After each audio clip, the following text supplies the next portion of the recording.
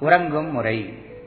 கிடக்குங்கால் கைகூப்பி தெய்வம் தொழுது வடக்கொடு கோணம் தலை செய்யார் மீக்கோள் உடற்கொடுத்து சேர்தல் வழி.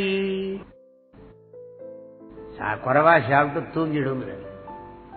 தூங்குறதுக்கு முன்னாடி என்ன பண்ணணும்? கைகூப்பி தெய்வம் தொழுது, கையை கூப்பி தெய்வத்தை தொழணும். கடவுளை கும்பிட்டுட்டு படுங்கிறது. தெய்வம் தொழுது, இறைவா இன்னைக்கு இந்த நாளை நல்ல நாளா கழிக்கிறதுக்கு அனுகிரகம் பண்ணினேன், இந்த வாழ்க்கையை நல்லபடியா நடத்துறதுக்கு அனுகிரகம் பண்ணு அப்படின்னு பிரார்த்தனை பண்ணிட்டு படுக்க வேண்டும். கிடக்குங்கால் கைகூப்பி தெய்வம் தொழுது. அம்மா அப்பாவையும் கும்பிடலாம், தப்பல் எல்லாம் சொல்ல. தெய்வம் தொழுதுன்னு போட்டிருக்காருன்னா அம்மா அப்பா எல்லாரையும் நம்ம வாழ்க்கையில யாரெல்லாம் நினைக்கணுமோ மகாத்மாக்கள் எல்லாரும் நினைச்சுன்னு தூங்கலாம். வடக்கொடு கோணம் தலை செய்யார், அதாவது வடக்கிலையும் தலை வச்சுக்கூடாது, கார்னர் டைரக்ஷன்ல படுக்கப்படாது. இந்த கார்னர்ல இப்படி படுக்கிறது, அதாவது தென்கோணம், கிழக்கோணம், வடகோணம், அந்த மாதிரி அந்த கோணங்கள்ல மேற்கோணம் எல்லாம் படுக்கப்படாது. ஒண்ணு கிழக்க தலை வச்சு படுக்கணும், இல்ல மேற்க. இதெல்லாம் சொல்லுவாங்க, நாங்க படிச்ச காலத்துல ஒரு புத்தகத்தில் படிச்சேன். தன் வீட்டில் கிழக்கிலும், மாமனார் வீட்டில் மேற்கிலும், பிற வீடுகளில் தெற்கிலும் தலை வைத்து படுக்க வேண்டும், ஒருபொழுதும் வடக்கில் தலை வைத்து படுக்கக்கூடாது. ஒரு புத்தகத்தில் படிச்சிருக்கேன் சின்ன வயசுல.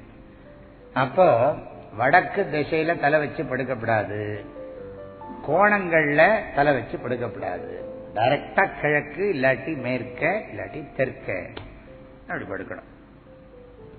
அப்புறம் அடுத்தது என்னதுன்னா மீக்கூள், மீக்கோள் உடற்கொடுத்து சேர்தல் வழி. போத்தின்னு தான் படுக்கணும், வெறுமனை போத்திக்காம படுக்கப்படாது. மீக்கோள்னா போர்வை, உடல் கொடுத்துனா உடம்புக்கு கொடுத்து சேர்தல் வழி. மூஞ்சியே போத்திக்கப்படாது, கழுத்து வரைக்கும் தான் போத்திக்கணும்.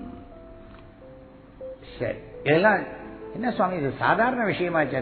சாதாரண விஷயமா இருந்தாலும் இதெல்லாம் கரெக்டா சொல்லணும், இப்படி இப்படி பண்ணணும். அப்புறம் இடது பக்கம் உடம்ப சாட்சி வச்சு படு, அது ஒரு விதி. வலது பக்கம் சாட்சி படுக்கப்படாது.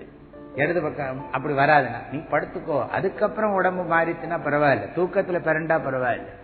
நீ தூங்குற போது அதுக்கு ட்ரைனிங் கொடு. இடது பக்கம் ஒரு கழிச்சு படு, மல்லாக்கா படுக்கப்படாது, குப்புற படுக்கப்படாது.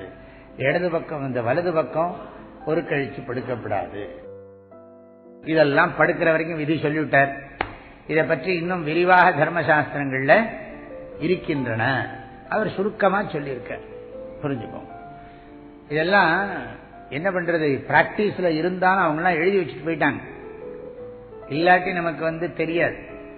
அதனால அது எழுதி வச்சதுனால அது என்னைக்கும் நமக்கு இன்னைக்கு படிச்சாலும் இப்ப பிராக்டிஸ் பண்ணணும்னா பண்ணலாம், ரொம்ப நல்லது.